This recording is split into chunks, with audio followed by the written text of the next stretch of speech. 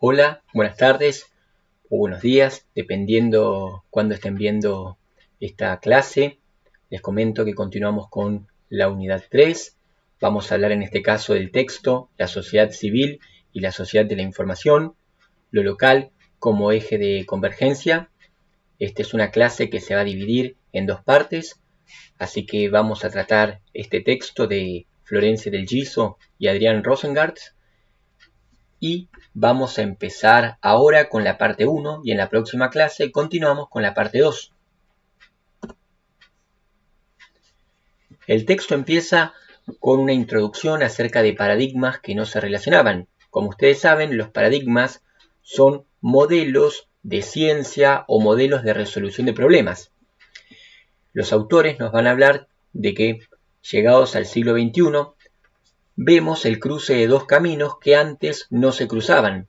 Por un lado, el modelo de la sociedad de la información y las TIC, que ya vimos en las unidades 1 y 2, y por otro lado, el de las agrupaciones de ciudadanos conocidas como sociedad civil. Nos cuentan que las sociedades civiles han existido por lo menos desde el siglo XVIII en la República Argentina, pero que empezaron a hacerse mucho más conocidas a fines del siglo XX como consecuencia de las crisis económicas y sociales que afectan periódicamente a la Argentina y que han dado lugar a la pobreza, el desempleo y la criminalidad, y que solo pueden ser encarados, es decir, afrontados, uniendo la acción del Estado a través de las políticas públicas con las iniciativas de la sociedad civil, de forma que ambos concerten acciones tendientes a un desarrollo socialmente integrador. ¿Qué quiere decir esto? Que la pobreza, la desigualdad, el desempleo necesita ser afrontada desde un punto de vista doble. Por un lado, las políticas públicas desarrolladas por el Estado y por otro, a través de las iniciativas de la sociedad civil, de modo que ambas acciones puedan ponerle un freno a la marginalidad.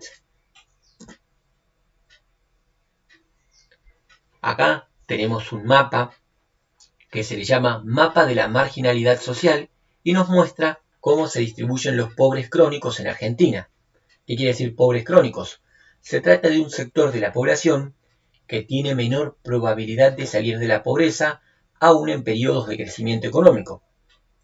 Para el año 2019 llegaban al 10% del total de la población y casi la mitad de estas personas tiene menos de 15 años, por lo que se entiende de este modo que afrontar la pobreza, la criminalidad y la marginalidad requiere de la acción o de la acción mancomunada tanto del Estado a través de las políticas públicas como de la acción de distintas organizaciones de la sociedad civil. Como adelanté hace un ratito, organizaciones de la sociedad civil se pueden detectar desde los comienzos de la historia argentina. Sin embargo, empezaron a revalorizarse a partir de la década del 90 porque fueron quienes se enfrentaron a las consecuencias sociales, económicas, políticas y culturales del periodo de privatización que empieza en la década del 90 y que tiene su estallido entre el año 99, 2001, 2002 y 2003. Es por eso que las autoras nos van a decir que los procesos de privatización de la década del 90 y sus consecuencias provocaron una revalorización de la sociedad civil en lo que se refiere a su potencial de asumir las funciones sociales de las que el Estado se había desentendido.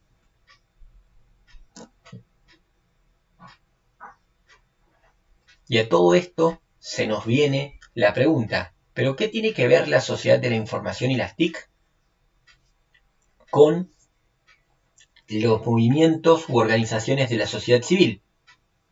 La relación se da en el marco del desarrollo local, que era esa forma de desarrollar un pueblo o una ciudad mancomunando al sector privado con el sector público y teniendo en cuenta los aportes que podían venir de las TIC. Entonces, ese entrecruzamiento da lugar a que las organizaciones de la sociedad civil también puedan utilizarlas a las TIC para poder impactar eficazmente en la reducción de la pobreza. Pero todo esto, ¿qué son las organizaciones de la sociedad civil? Se preguntarán ustedes, porque usted viene mencionándolas desde que empezó la clase, pero no las ha definido. Una organización de la sociedad civil consiste en un grupo de ciudadanos que se aunan para defender sus derechos, para reclamar la resolución de problemas y defender intereses comunes. Algunas están más institucionalizadas que otras y son muy diversas entre sí. Por otro lado, la sociedad civil consiste en el conjunto de organizaciones que no forman parte ni del Estado ni del mundo empresarial. Otra definición nos dice que la sociedad civil es el ámbito en donde los ciudadanos y los movimientos sociales se organizan en torno a determinados objetivos, grupos de personas o temas de interés. Entonces, podemos decir que las organizaciones de la sociedad civil está compuesto por parte de la sociedad que se organiza para defender derechos y lo hacen con fines comunes. ¿Fines comunes a quién? A ese conjunto de personas organizadas. ¿Y qué es una red social? Acá, cuando hablemos de red social, no lo tenemos que pensar en términos de Facebook, Twitter, no. Esos se llaman servicios de redes sociales de Internet. Para nosotros, una red social es un conjunto de personas, sean individuos u organizaciones, que se vinculan a través de un lazo común, sea por amistad, por parentesco, por ideología o profesión, y que además tiende a expandirse en sus reclamos o servicios. El ejemplo por excelencia son, por ejemplo, los movimientos de campesinos que empiezan en un país y terminan expandiéndose de una forma más o menos institucionalizada al resto de los países. El ejemplo clásico sería Vía Campesina, que es una organización que surgió de los pequeños productores de Francia y terminó difundida hasta en América Latina.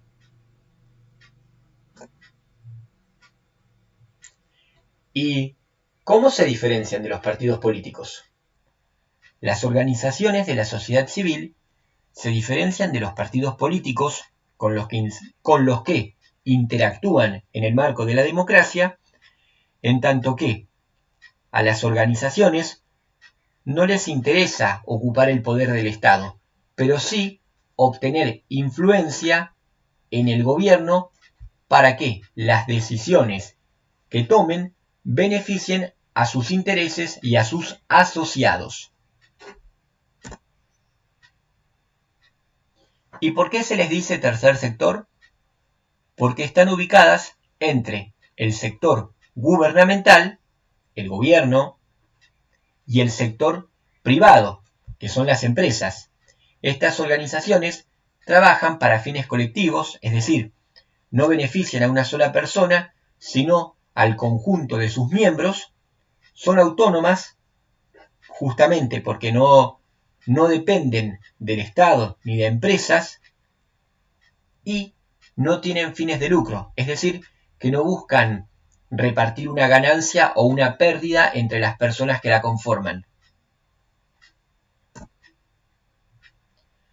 Ejemplos que podemos mencionar para no caer en las cosas clásicas o en los estereotipos pueden ser desde un comedor como los Carasucias, la asociación Madres del Dolor que busca concientizar acerca de la inseguridad, la Fundación Huésped que busca la prevención, de las enfermedades como el HIV y combatir también la discriminación por motivos de salud. La Fundación Lumen Corp, que trata de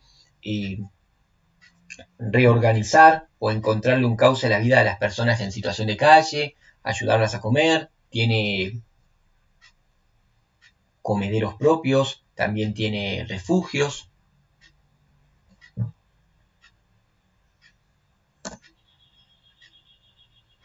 A su vez, existen dos miradas, es decir, dos explicaciones de estas organizaciones.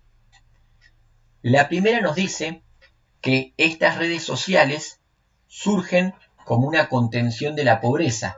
Lo que hace el Estado es transferirle a la sociedad civil su responsabilidad y por eso las financia. Es lo que pasó en los años 90. El Estado, al correrse de su rol, empezó a financiar distintas organizaciones de la sociedad civil. ¿Para qué? Para que se hicieran cargo de aquello que el Estado había dejado de hacer. Por ejemplo, cumplir prestaciones sociales, hacerse cargo de los comederos. 2. La otra visión nos dice que estas redes sociales se conforman independientemente de que el Estado se haga cargo o no de sus deberes con la población. Simplemente son la manifestación de grupos sociales que se manifiestan para que se cumplan derechos que en teoría no están reconocidos.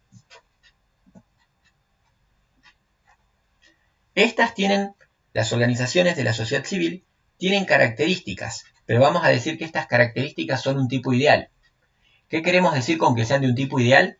Que son las que se elaboran desde el ámbito de la teoría, pero en la vida real pueden tener algunas características o no, pueden cumplirse al 100% o no tanto, pero es necesario tenerlas en cuenta para decir, mira, tiene la mayoría de los rasgos que hacen a una organización de la sociedad civil.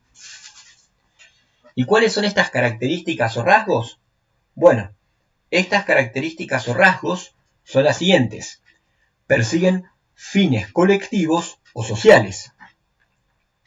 Acá estamos hablando de que estos fines colectivos o sociales son los de beneficiar a la mayoría de los miembros que le componen. 2. Son entidades de derecho privado simplemente porque no forman parte del gobierno o del Estado. No poseen fines de lucro justamente porque los beneficios o las pérdidas no se reparten a nivel comercial entre las personas que lo componen. Asimismo, no dependen de ninguna instancia estatal, aunque puedan relacionarse con ellas. Las personas que forman parte de la misma se adhieren voluntariamente, es decir, que hoy pueden querer formar parte y si mañana quieren dejar de serlo, pueden hacerlo. Y por último, no son confesionales. Esto quiere decir que no tienen por función la evangelización o la transmisión de ninguna fe. Asimismo, existen dos lógicas asociativas para que surjan estas organizaciones. Por un lado, la ayuda mutua y por otro lado, la filantropía. Pero, ¿qué quiere decir lógica asociativa?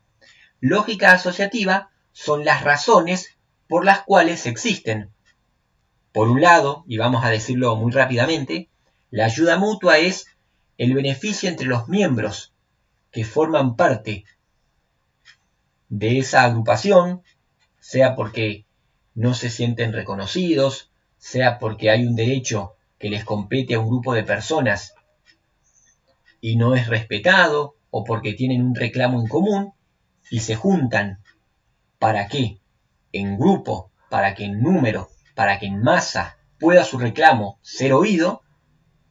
Y por otro lado, tenemos la filantropía. La filantropía es la caridad o la beneficencia o el amor o respeto al prójimo.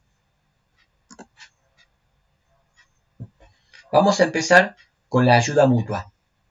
La ayuda mutua es la lógica asociativa basada en un rasgo común de sus miembros, la que se puede definir en función de una característica en común, una comisión vecinal, una asociación de artistas o del territorio, asociación de pequeños productores rurales o merendero. Los alienta la solidaridad y el esfuerzo compartido. Esto significa que la ayuda mutua es la razón por la cual se conforma una organización y lo que aúna, lo que junta, lo que reúne a esas personas es que tienen algún rasgo o identidad en común que permite que se conformen, que se solidaricen. Es el caso de una comisión de vecinos o una asociación de artistas, o bien esa lógica de asociación pueda ser el lugar donde viven. Y es el caso de las asociaciones de pequeños productores rurales o el caso de un grupo de padres y madres que se juntan para hacer un merendero en razón de las necesidades de alimentación que pudiera haber en el barrio. Las alienta la solidaridad y el esfuerzo compartido. De vuelta, los beneficiarios de sus acciones son sus propios miembros justamente porque estas personas se reúnen en razón de un rasgo en común que los lleva a reclamar juntos o a conformarse.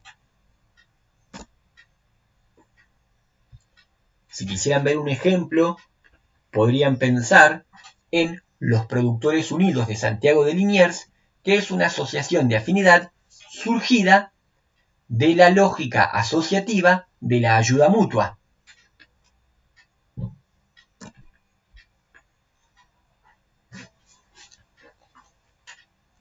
A su vez, la ayuda mutua, la lógica asociativa de ayuda mutua, tiene dos grandes orientaciones. La primera es prestar servicios sociales y culturales, por ejemplo, un evento artístico o la venta de frutas y verduras a bajo costo. Otra orientación es la defensa de intereses sectoriales, por ejemplo, la defensa del medio ambiente o reclamar mejores condiciones laborales.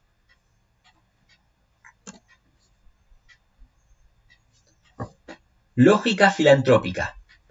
La lógica filantrópica se basa en objetivos y actividades que se dirigen a la caridad y la beneficencia para la sociedad en general o para sectores determinados. Y existen dos grandes orientaciones en este caso. 1. Las destinadas a la transferencia de bienes o servicios junto a la promoción de capacidades en la población. ¿Cuál sería un ejemplo? Bueno, un techo para mi país. 2. Las dedicadas a transferir recursos financieros. Son asociaciones que dependen de empresas y que recaudan fondos. Por ejemplo, dentro de la filantropía, o mejor dicho, de la lógica filantrópica, un techo para mi país se dedica a la construcción de casas, capacitación de sus habitantes para el mantenimiento, su cuidado y también para la formación de huertas comunitarias, y sus miembros dan clases de apoyo a los hijos de los propietarios de esas casas.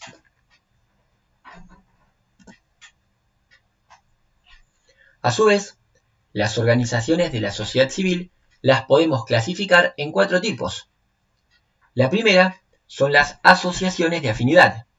Proponen acciones en defensa de los intereses de sus miembros, comparten características en común. Por ejemplo, el Colegio de Nutricionistas, el Sindicato de Amas de Casa, los clubes de barrio. 2. Las organizaciones de base. Los pobladores de un ámbito territorial determinado se unen con el propósito de dar respuesta a sus propias necesidades. Por ejemplo, la Asociación de Pequeños Productores Rurales o un comedor comunitario. 3. Las fundaciones empresarias. Son instituciones creadas y financiadas por una empresa con el propósito de realizar donaciones y caridad. 4. Las organizaciones de apoyo. son creadas por un grupo de personas con el objeto de transferir capacidades, bienes y servicios a otros. Se encuentran entre ellas las organizaciones de servicios sociales como Cáritas o Techo. Mapa de una relación dinámica. Las organizaciones de la sociedad civil influyen en las políticas públicas. ¿Cómo? A través de la señalización de nuevos problemas, pero también en la formulación de soluciones y en el seguimiento de ellas. Estas organizaciones, así como cualquier otra institución, sea pública o privada, no escapan de la lógica de la información. Por lo tanto, la brecha digital también les afecta, no solo a los ciudadanos, sino también a las organizaciones de la sociedad civil. ¿Cómo? Por la falta de recursos, de infraestructura, de acceso a la información o bien de falta de personal capacitado.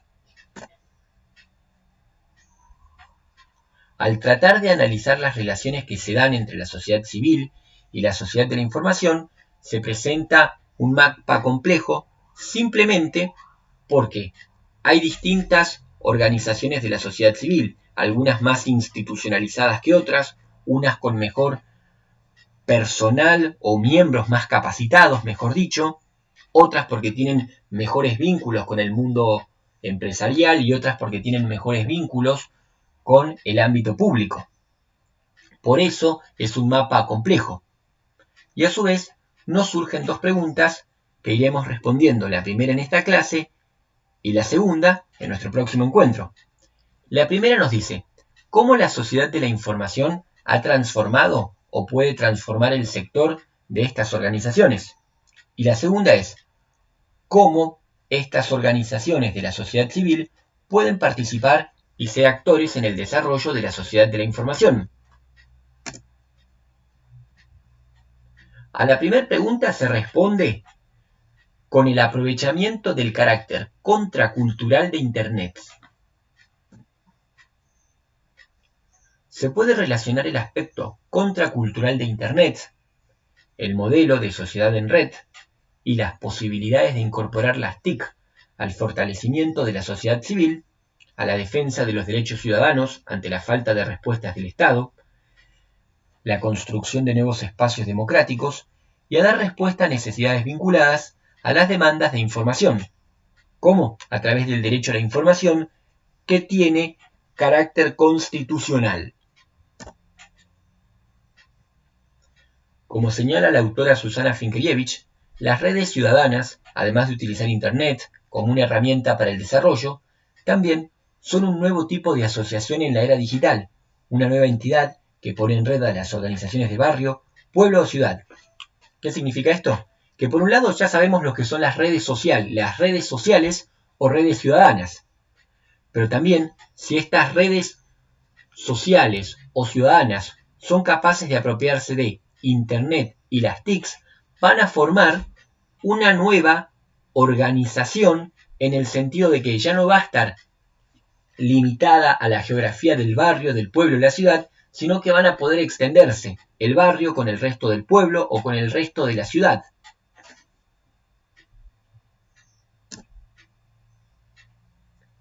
Sin embargo, sin redes afianzadas de personas, sean vecinos, socios, miembros de una organización de la sociedad civil, las TIC no pueden ofrecer demasiado.